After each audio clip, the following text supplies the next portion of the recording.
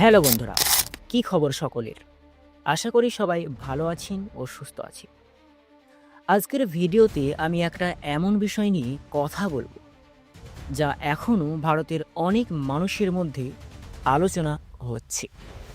সেটা হলো ভারতের মুসলিমদের জন্য নতুন এক আইন আসছে এবং সেটা হলো অভিন্ন দেওয়ানি বিধি।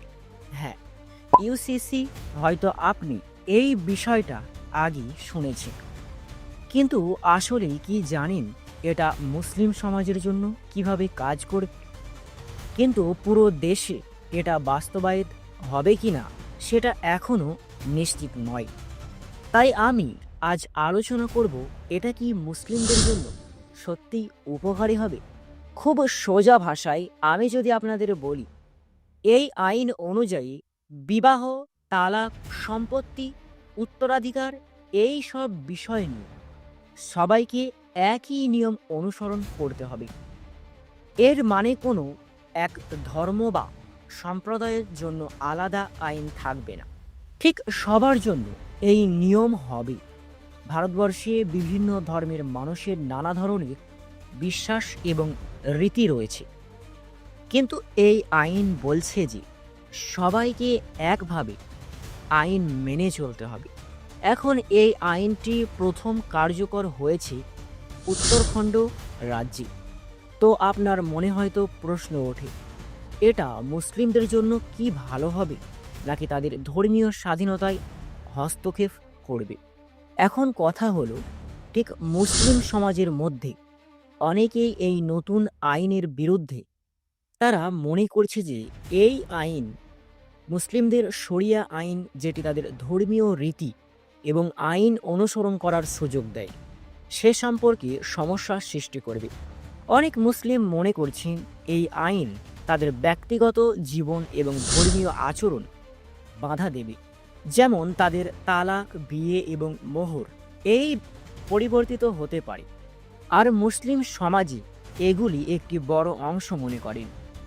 এই আইন মুসলিম নারীদের জন্য এক ধরনের অপমান হতে পারে, কারণ এতে পুরুষরা একপক্ষীয়ভাবে তালাক দিতে পারে।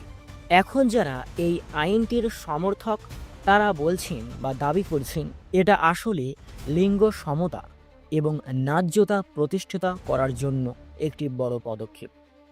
তাদের মতে যদি কোনো দেশে সব ধর্মের মানুষদের জন্য আলাদা আইন থাকে, তাহলে সেটা সমান অধিকার নিশ্চিত করার ক্ষেত্রে বাধা হয়ে দাঁড়ায়।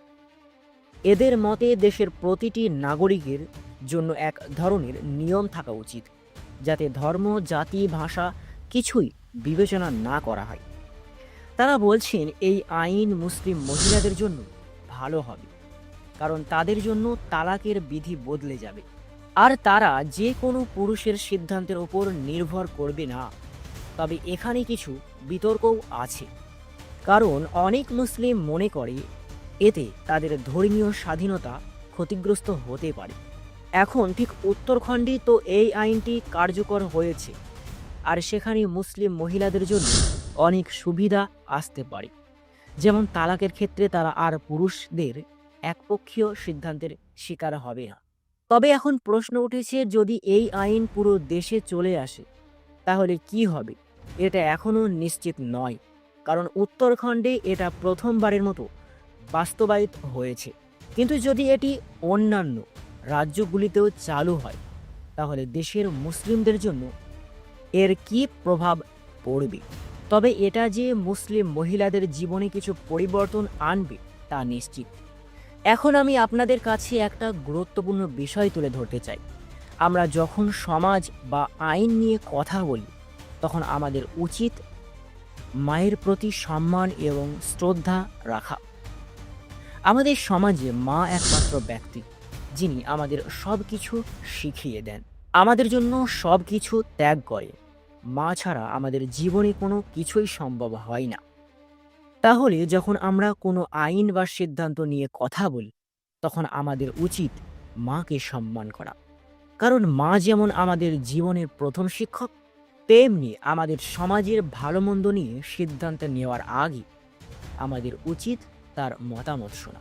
ঠিক এই অভিন্ন দেওয়ানি বিধি মুসলিম মহিলাদের জন্য একটি বড় সুযোগ হয়ে উঠতে পারে, কারণ এতে তারা নিজেদের অধিকার সম্পর্কে আরও ভালোভাবে সচেতন হতে পারবে।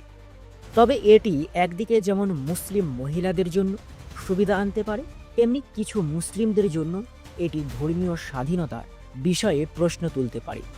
সুতরাং আমরা যখন কোনো আইনের সমর্থনে বা বিরোধিতায় কথা বলি, তখন আমাদের উচিত সমাজের প্রতি শ্রদ্ধা রাখা এবং অবশ্যই মায়ের প্রতি সম্মান রাখা। ঠিক এই আইনের প্রভাব পুরো দেশের ওপর কেমন হবে সেটা ঠিক সময়ই বলে দেবে। তবে আমরা সবাই চাই যে দেশের প্রতিটি নাগরিকের জন্য সমান অধিকার ও সুযোগ নিশ্চিত হোক।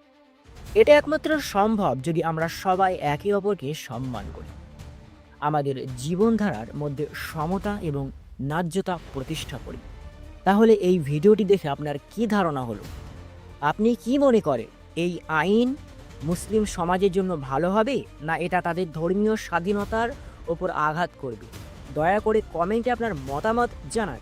আর যদি ভিডিওটি ভালো লাগে তাহলে লাইক, শেয়ার এবং সাবস্ক্রাইব করতে ভুলবেন না। আজকের মতো বিদায় নিচ্ছি। Take care.